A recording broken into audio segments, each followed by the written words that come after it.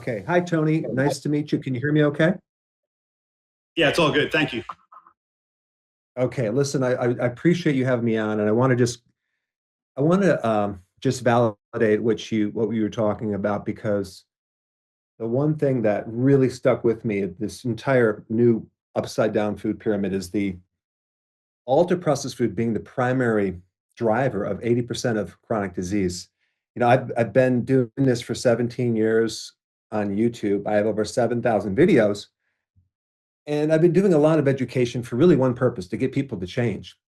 But recently, I was happened to be in a location where I went into a casino, and I don't usually hang out at the casinos, but I wanted to go in there to see what is all this excitement? Why are these people going to this casino? So I am just like, I was blown away of the level of dopamine spike. Dopamine is a neurotransmitter that is raised when you have this anticipation of something good, like winning something, right? So you can see all these people on the slot machines playing the slots, all these lights going on, all, free food, free drinks. And I'm like, wow, this is amazing what's going on. And of course, it sucked me into playing the slot machines and doing a little gambling, which I never did as well. And I was like, wow, it's very easy to get sucked into this thing and get the feeling like you're going to win something, but you actually end up losing. Even if you lose, they have these sounds in the background that make it feel like you're winning. And it made me look at what's happening with an average person. They're in an environment that's engineered for dopamine spikes in their refrigerator, in their pantries. It's just in their face all the time. So you can educate people until they're blue in the face, but if you don't change their environment, if you don't get them to really get rid of the junk out of their house, they're constantly tempted. And as soon as they're tired, hungry, or stressed, they're going to go for it. So I think, a really important next shift, even for myself and other people, is to help people change their environment, not just with the food, but also on their watching so much, getting all the blue light, not being exposed to the outside, the sun, getting nature. So we're literally in this environment where we're constant stimulation of dopamine 24/7. And it's very, very, it's a huge mismatch between what our bodies were developed from. But yeah, after that experience with the casinos, I'm like, wow, I think what I need to do is I need to educate more people on to change their orientate their living spaces better and really make sure that they have no chance for temptation. Because again, you can, if you have to say no every single time to this junk food in your house, it's just, you're not going to win. You can't win in that environment. So that's a huge shift for me. But I think it all starts with the right policy. It starts with the new food pyramid, and it trickles down. But as we educate people, we also need to change their environment, their spaces, their living environment. Because if we don't, it's like, you can get inspired, but we have to create some friction between you and the ultra processed foods, because as soon as you're tired, hungry, or stressed, you're going to go for it. So anyway, I just wanted to share that insight, and I think it can help a lot of people. Next up, we have Calley Means. He's played a really big role in the whole MAHA movement, is doing incredible work. So welcome, Calley Means. I'm on the road here on the warpath. We're doing a great initiative for Secretary Kennedy here, but wanted to just, there's been so many great speakers, and I'm going to be quick here and just give a sense of what we're talking about at the White House, what we're talking about HHS, how we're thinking about this year. But 1 year into MAHA, and it's been 1 year as of yesterday in this administration, change is tough, and I want to move faster, and I know a lot of people on this call want to move faster, but I hope we can be proud with how the cultural conversation has changed, how the Overton window on what we can talk about has changed, and really just what we've been able to accomplish. I mean, there's been things with the vaccine schedule with the food pyramid, actually for the first time in government history, in the history of the US government, saying to prioritize real food. That statement has never been said. The statement from the government has never been said to avoid added sugar, to avoid highly processed food, to avoid refined carbohydrates, to have steak and protein as an appropriate part of the meal. These things have never been said, and it's going to have a profound impact in government procurement guidelines. So there's been so much accomplished, but we have to lean in and, from what we're talking about in the administration, just really be focused on what we're trying to do this year. And politically, what we're trying to do is show the country, show the world that this is a growing and important political movement, and that the successes and the cultural successes and the policy successes that have happened galvanize voters. When it gets to politics, and to be clear, I don't think politics is the most important battlefront we're in. I think the most important is the cultural battle we're facing, what's happening around kitchen tables. But when it comes to politics, when it comes to keeping this coalition together and getting things done, we've got to show that what Secretary Kennedy and what President Trump are delivering matter to voters. And the three key messages that we're going to be hammering this year from the White House, from HHS, are number one is affordability. When we do polling around the kitchen table, Americans are very, very concerned about the affordability of healthcare, the affordability and skyrocketing premiums, the skyrocketing drug costs, the lack of transparency in the healthcare system. And I think there's a really important MAHA framing here. There's a very important populist framing here that we have a system in the United States that we're spending 3 times more in healthcare per capita than any other country, and we're living less and we're getting worse outcomes, and we have the highest rates of chronic disease. Okay. Kind of unclear what's going on with the tech. I think it might just be down, but on the off chance that it's still up, I'm going to say let's skip to Dr. Robert Malone. So today is 2 days before the 4th year anniversary of the seminal Defeat the Mandates rally in Washington, D.C., a bitter cold day.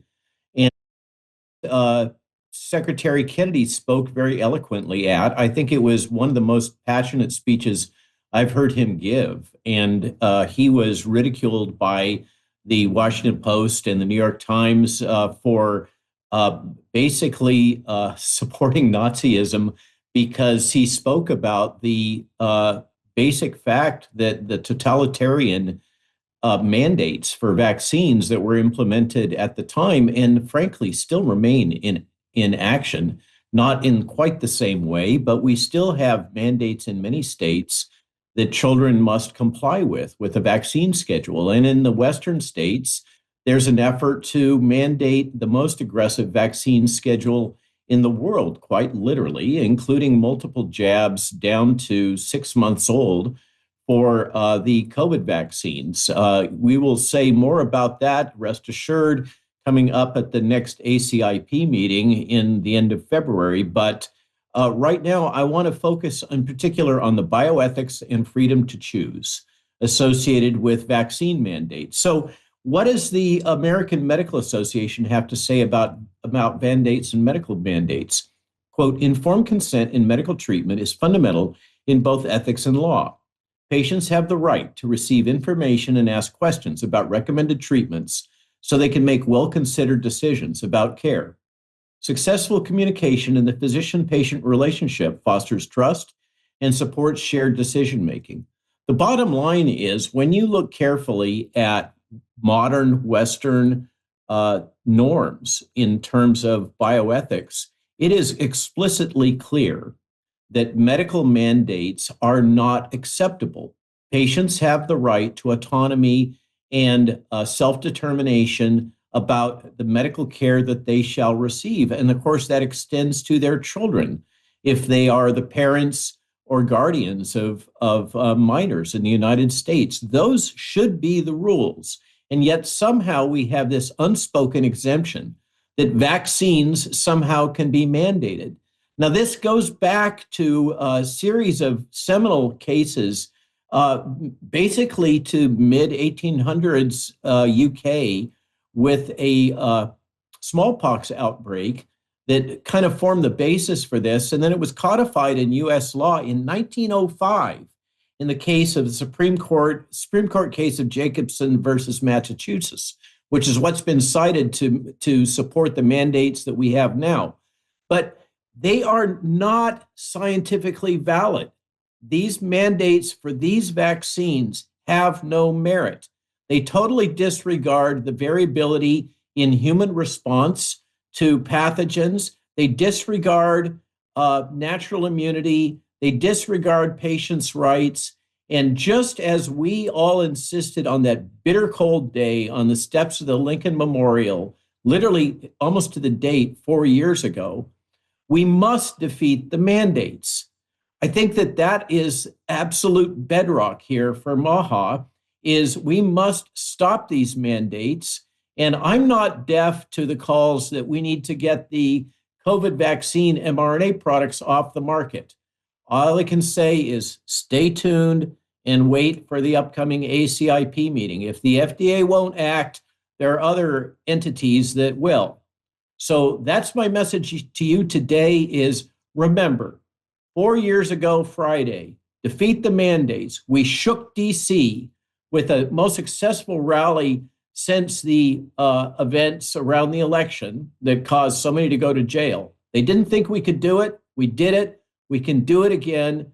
I ask for all of you to please support that we still need to defeat the vaccine mandates. We need to make it clear that this is not ethical. It's not based on good science. It's based on antiquated public health theory from the 1850s, and it's got to go, and people just have to say no. Thanks a lot for your time. Thanks a lot, Robert, and sorry once again for the tech problems, but it seems like we're back online finally. So next up, we have Dr. Robert Redfield. He was CDC Director from 2018 to 2021. He is a virologist and an HIV/AIDS researcher, and he's now a vocal advocate for public health, for MAHA, for transparency, and the author of a book called Redfield's Warning. Thanks so much for coming on. Thanks for having me, Tony. I think what I'd like to start by just saying that I want to applaud and strongly support the Secretary Kennedy's and CDC's revised recommendations for childhood vaccination. I think it's a critical step to proactively re-engage parents into the process of making decisions of vaccination for their children. And it's important that we keep the narrative honest and remind everyone that families are not losing their access to vaccines. We're just in certain situations, we're trying to give parents a choice to decide what vaccines they think they're appropriate for their children. So there still are 11 vaccines that are being recommended across the board, but I want to say recommended across the board, and I agree with what Bob said about mandates. There's a group of 6 more that are recommended for high-risk individuals in appropriate settings, and then 6 more that are recommended for joint clinical decision-making between the parent, the child, and obviously the pediatrician.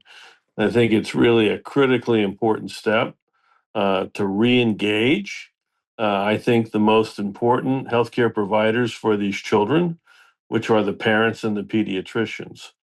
I think it's going to be very important for us to develop an effective strategy to stay strong when you see now that a number of the professional societies are suing Secretary Kennedy because they feel this change is so inappropriate.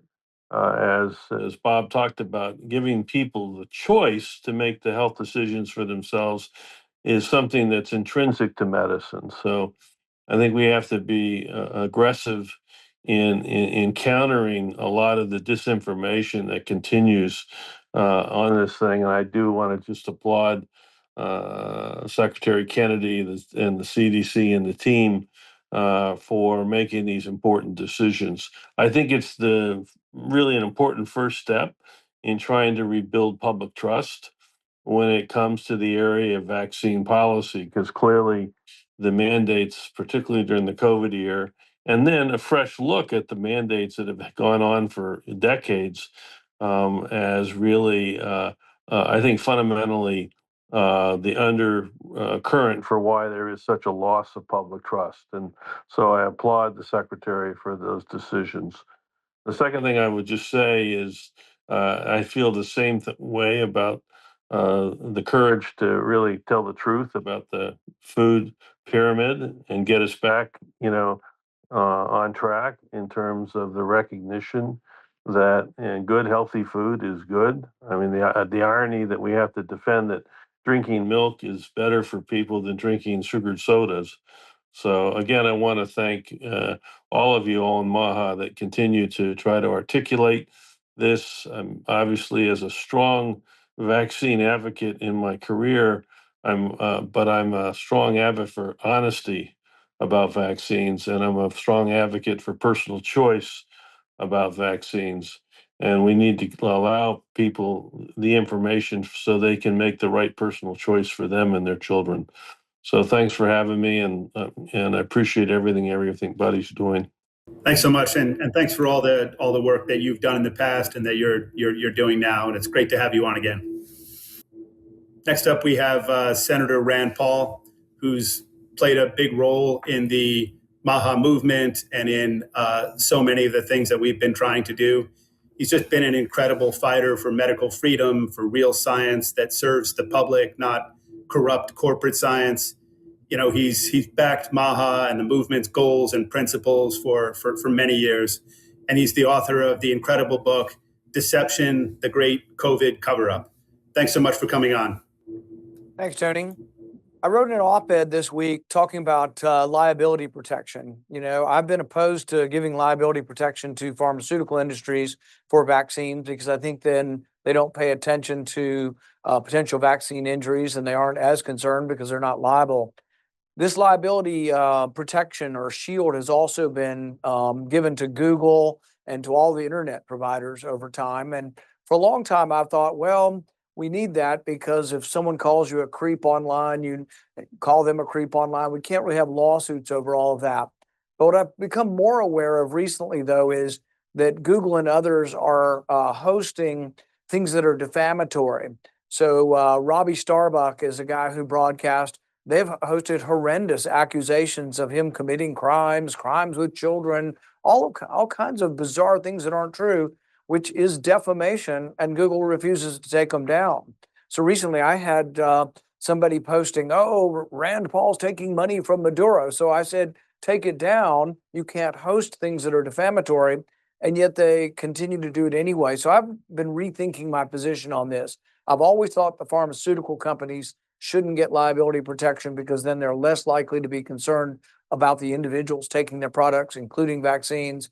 But I think I'm become more open to the idea that for when you're accused of a criminal offense online by somebody, because it's so damaging to your reputation and difficult to get back, I think that we do need to reassess giving liability protection to the internet providers. Another thing that's being discussed currently in Washington is how do we make healthcare more affordable? In Trump's first term, I introduced an idea called association health plans. My idea was to let anybody join them, let them go across state lines, and let them be hosted regardless of your occupation. Maybe let a group like Amazon or Costco or Sam's Club do it, so you could join a collective, a large body. If you're have a lawn service and you've got 3 or 4 people working for you, you go to an insurance company, you have no leverage, and you get take it or leave it. But if you were able to join a big buying cooperative like an Amazon or a Costco or a Sam's Club, then you'd be part of a buying group of 1 million, maybe 5 million people, and then you would have leverage to bring prices down. So this is something President Trump agreed with in the first term. He did it as an executive order, but the Democrats sued, so it never became law. I've talked with him again recently. He is in favor of this, and we're going to try to get it as part of the healthcare package. The second thing that I have as part of my healthcare proposal is to expand health savings accounts. Right now, about 10% of people have health savings accounts. I think everybody should be allowed to have them. So I would like to change the law so anybody that wants them can get them. This can be for things sometimes not covered by insurance, like orthodontics, which is one of the most expensive things parents have to go through with kids. but it also could be health related things. I think that if you're choosing a gym to get in shape, or choosing a diet program, or choosing certain supplements, or doing different things to try to make or allow your body to be more healthy, I think that you should be able to do that for your health savings account. So I would open up the health savings account, let more people put more money in. I would let you do more things with your health savings account. And then finally, I'd let everybody have one. And so I think these two changes, letting people buy together, would reduce prices of not only insurance, but also would reduce prices of drugs. And then letting people have health savings accounts. If you lead a healthy lifestyle and you go many years without a health event, a major health event, as your savings grows in there, you can get higher and higher deductibles and lower premiums. So I think there are some good ideas out there. Both of my ideas don't cost the taxpayer anything. They just allow the free market to work better. And I think there are probably a lot of people in the MAHA movement that would like to see insurance more affordable and assurance that can work for you in the different ways you choose to make your health better. That's all I've got this week, Tony. Thanks. Yeah, thanks so much for coming on. And it's a great point that that we need to just keep saying, which is that we need to make it easier and cheaper to be healthy in this country, whether it's through health savings plans or changing the SNAP program so that people are steered towards buying or getting healthier food. Any of those kinds of things that will just make it possible for millions of people to get healthier food and to lead healthier lives. So thanks so much, Senator Paul. Next up, we have Gary Brecka. He's been a tireless fighter for MAHA. He's a human biologist, a biohacker, a longevity expert. And, as I've said before, he travels all around the world. At one point, I think he traveled to 14 countries in 18 days. He, helps people transform their lives through, increased vitality and longevity. And, he, once again, is one of the loudest champions for MAHA. Thanks so much, Gary, for coming on again. Tony, thank you so much. I apologize for the background. I'm in a chase car. We're doing a 100-mile race between California and Las Vegas right now. So I just tapped out of the race and jumped in the van. My son is running it with the Nelk Boys and raising money for charity for naturopathic cancer treatments for our veterans. But I wanted to, first of all, commend all the speakers that spoke today. There's enormous traction in MAHA right now. I think we're winning the war in the minds of Americans. I think people are waking up to the responsibility that they have to take healthcare choices into their own hands and become a little bit of a citizen scientist. As a part of root cause medicine, most functional medicine doctors would agree that the category of peptides has been an integral part of their treating patients to keep them out of the system. Preventative care, peptides for tissue regeneration, peptides for immune boosting, peptides for telomere lengthening that extend the length of our telomeres. And I think there's a lot of confusion around peptides. There's a very simple task that we're trying to get done with the FDA right now, and that's to have peptides as a class put back onto the bulk list. There's a list called the bulk list because the vast majority of these compounds, these amino acid compounds, are actually made in the body. Whether or not you're familiar with the category of peptides, we all are familiar with peptides. Insulin is a peptide. GLP-1 that's made in our gut is a peptide. And these are compounds that in about 76% of the cases are made in the human body. And they have profound impact on cell signaling, on hormone function, on inflammatory processes, on detoxification, regeneration, repair, waste elimination at a cellular level. These are phenomenal compounds. They have an incredible safety profile. Some of academia would say that there aren't any gold standard studies on these. We're about to publish a white paper citing more than 800 clinical studies, different white papers. We're having a series of academics write a white paper stating the summary of the efficacy and the data on peptides. But these compounds were at one time on this bulk list, and compound pharmacies could compound these. And what that meant was there was somebody standing between the patient and the peptide, which was a licensed provider. And the compound pharmacy was responsible for sterility, stability, and potency. By taking these off of the bulk list, what has happened is we've gone to the black market. Peptides have flooded the United States from China. A lot of these peptides are rice flour and heavy metals like lead. They don't even contain the peptides like BPC 157 or thymosin alpha or TB500 that they claim to pay. So the safest and most effective thing we could do for the American public is to actually have a licensed practitioner standing between them and a pharmacy who's guaranteeing stability, sterility, and potency, and wipe out this black market for peptides. Not keep these things compounded for research use only, so that they actually, so that a physician would have to risk their license to prescribe these to a patient. There is data that tens of millions of prescriptions have resulted in 0 adverse events, other than sterile procedure events, which are actually not related to the compound at all. We have a flood of these already in big pharma and already widespread use, like I said, insulin and GLP-1s, amongst others.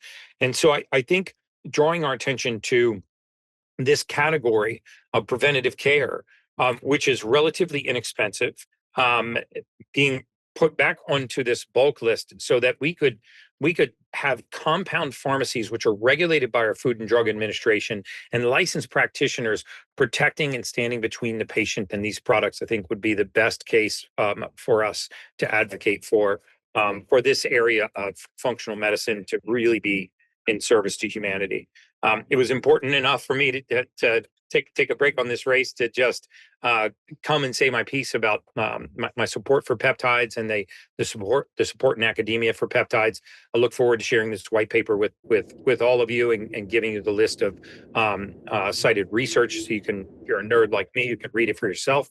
But I'll yield back the rest of my time to some of my colleagues, and I thank you for having me on today, Tony. And I again apologize for the noise in the background. Yeah, thanks so much, Gary. And, that's a great point that, like Bobby says, we all have to be CEOs of our own body. We need to be citizen scientists, and we have to be open to the latest science, and peptides really are the latest science. It's complicated. People need to do research, but the government shouldn't be standing in the way of cutting edge science. We need access to all of the best science, and this is a big part of that. So thanks again for pointing that out today. Next up, we have Peter Kirby. He is a researcher, writer, influencer. He chronicles his work on his Rumble show called The Abstract. His most recent book is Chemtrails Exposed, a New Manhattan Project. We're so happy to have you on, Peter. Thanks so much. Happy to be here. Thanks for having me, Tony. This is the first time we've spoken, and we have something else in common today. We both have the cover of the new book that was released yesterday, Chemtrails Exposed, a New Manhattan Project, brought to you by Skyhorse Publishing. We both have it on our right shoulder, which is kind of interesting. Yes. There it is. And this is finally something people can point to and learn from as to what exactly it is that's going on in the skies above us. I mean, we've been looking at these lines in the sky for 30 years now. This stuff started in the mid-90s, these lines that you see coming out of aircraft stretching from horizon to horizon. I wasn't hip to it until 2009. So it had been going on for 13 years before I even realized what was going on. But once I did realize what was going on, I found it completely unacceptable, because when I first heard about it, I didn't believe it. I thought, why would anybody be spraying things out of planes? It doesn't make any sense. You're just ruining everything. But it planted the seed. This was something that I saw online in my conspiracy studies early on. And, but it planted the seed. And I thought, okay, these people are saying that planes are spraying stuff, probably toxic stuff, right? So I'm going to start looking up, and most of us in our daily lives, we don't really look up all that much, especially now with phones. Everybody's like this, buried in their phone, or, you're driving a car, or you're talking to somebody, and, looking up doesn't really come into the realm of things that most people do every day. But I started looking for these lines, and, I was living in San Francisco at the time, so it was kind of difficult because there's a lot of cloud cover. But I did start seeing little things that I thought, hey, maybe that's one of those. And then one day I saw the big one that, was stretching over a large portion of the sky, this line. And I said, and it was like getting punched in the gut. And, I knew it was particulate matter right off because I remember as a kid looking up in the sky, seeing on a cold day, you'd see a plane that looks very small in the sky because it's so high, and it would have a little tail on it that would disappear very quickly. And it would be only maybe 10 or 20 lengths of the plane. Really, it would be a matter of 5 seconds or less that the thing would disappear. So, I knew that this was something really bad right off. And I started going about fighting it. The first thing that I did was, since I'm here in California, I said to myself, well, the government does absolutely everything here. They must be monitoring the air for any potential foreign substances floating around in the air. And I found the California Air Resources Board, went to their website. On their website, in the frequently asked questions, it said, aluminum and barium are toxins, and they should not be in the air at all.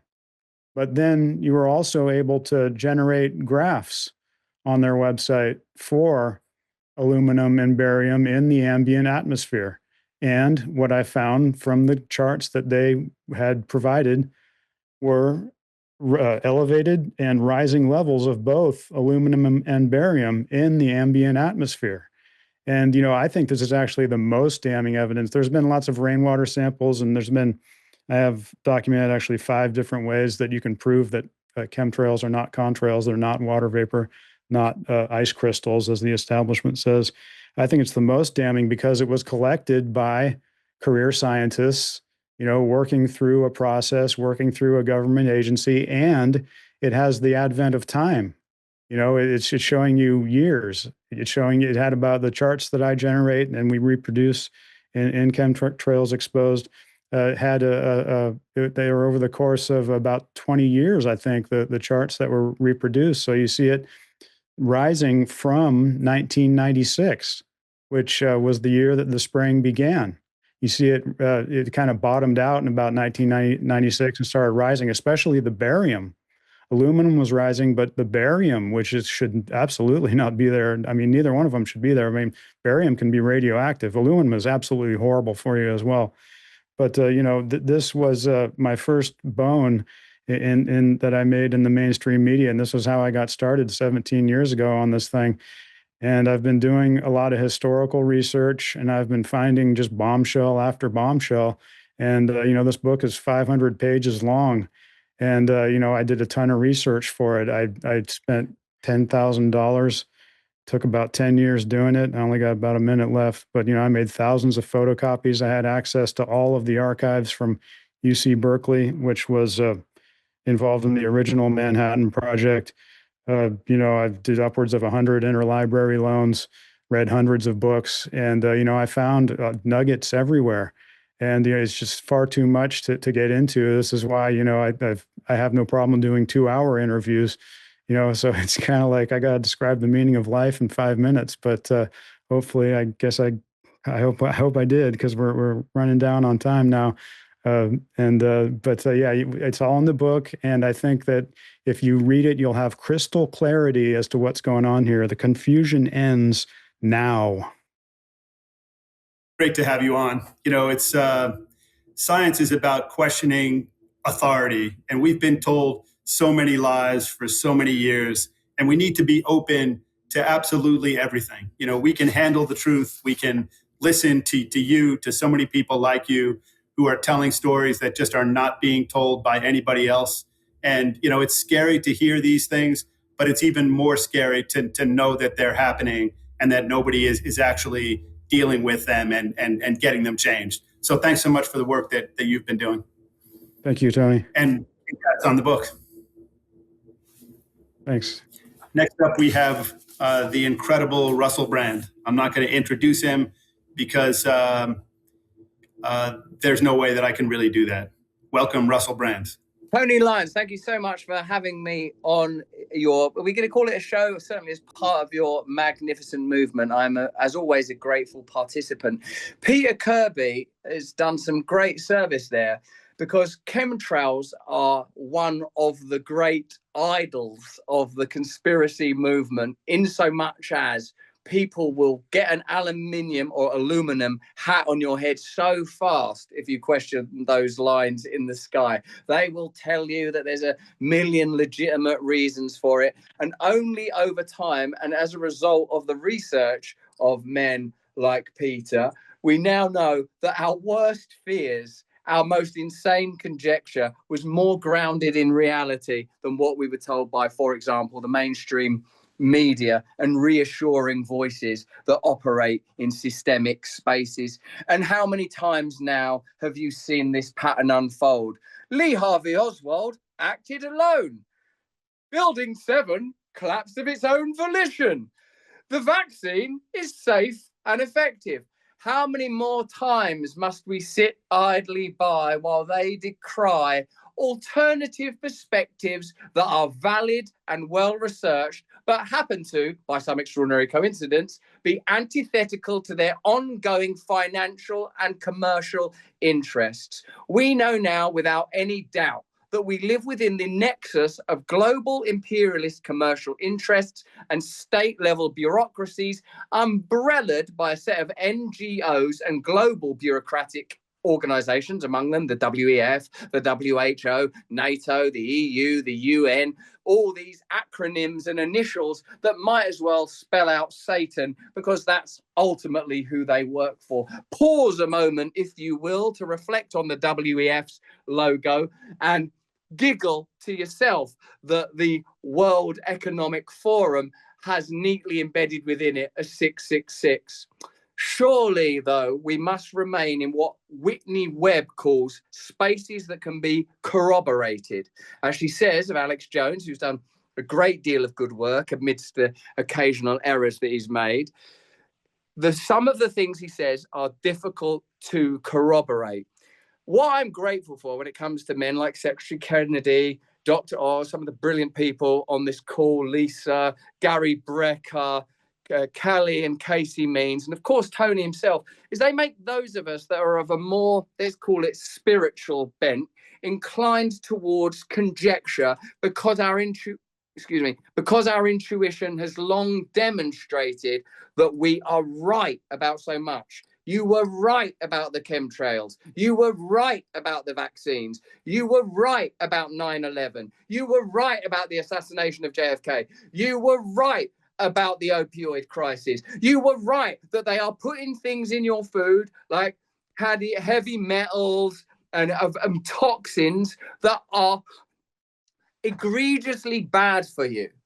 If they can't get food right, if they can't even see the right orientation for a pyramid, how can we trust them with more esoteric and complex ideas?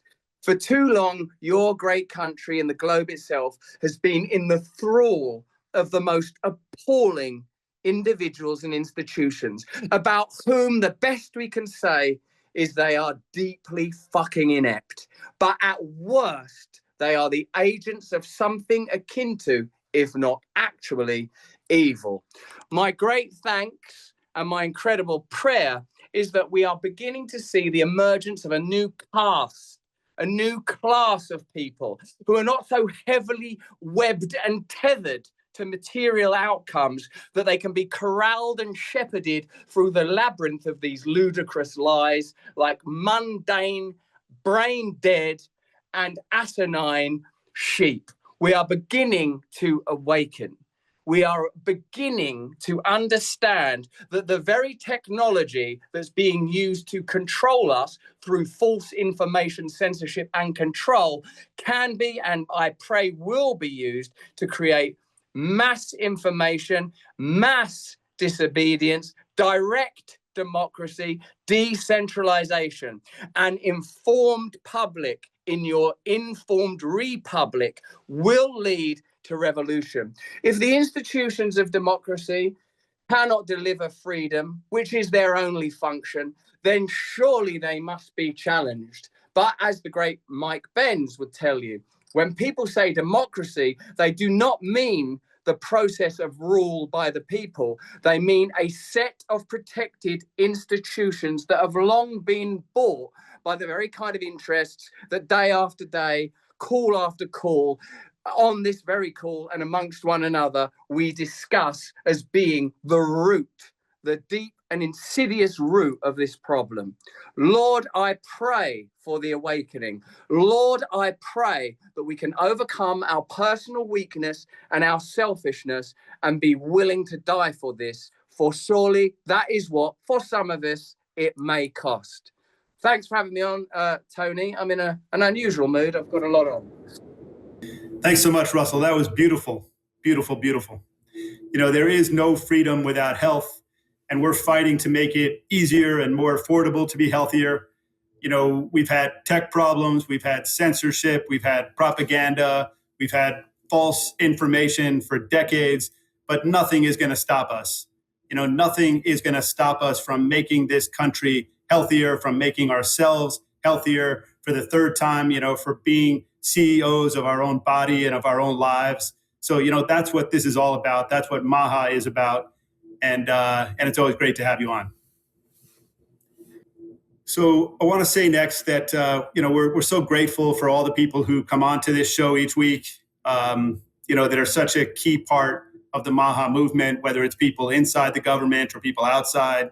And we're grateful for all the people who listen, who bear with us when we have tech problems, and, you know, who celebrate our incredible wins with us and listen to our calls for action.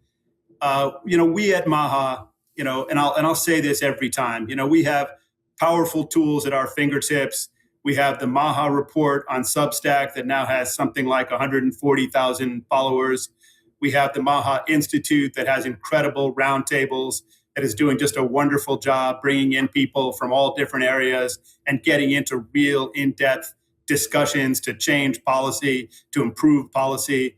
Then, you know, we had the historic MAHA Summit, which we're going to have each year, that just brought in all kinds of people, you know, from the vice president on down. Then we've got the legislative tracker, which is going to be a great tool going into the midterms. We've got MAHA films, MAHA books. We have parties at the NED in DC. We've got a mailing list with, you know, over 2 million MAHA warriors now. And then the thousands of influencers who come onto this show who represent millions and millions of followers. So, you know, we're going to harness every bit of that power. We're going to try to work with every cabinet member, with every branch of this Trump government to support and be a powerful resource to the Trump administration going into the midterms, and really try to accomplish everything that can be completed in this historic opportunity that we have. So, you know, we overwhelmingly want to make this administration work. We recognize that Donald Trump is the MAHA president, that he's working really hard with us to make America healthy. And we want to be partners in that battle. So following this call, you're going to get an email with some clips, only the good ones, from this show today. And we hope that you'll repost those, share that content widely, and, you know, go to our website, read MAHA, read our website, the MAHA report, get the most in-depth, up-to-date information on, you know, what's going on in the MAHA movement. So we're thrilled to have you join us. Thanks so much, and we'll talk to you next week. America's children are sick, and moms have been betrayed. The time for empty promises, long past. Now is a time for action. MAHA is the most powerful force of collective action in generations. The grassroots power of moms and activists has created an army of health warriors with more reach than all mainstream media combined. Together, we can end the chronic disease epidemic. MAHA's influence is reaching millions. It's reaching Congress. And that energy, these chain reactions, are working. How about Operation Stork Speed? Dozens of food companies removing toxic ingredients. I plan to lead by example. MAHA is now. We're talking about how to change the culture. The American people want America healthy again. It is a renaissance moment in health in America. For health, freedom, and the truth. Join us at MAHA Action.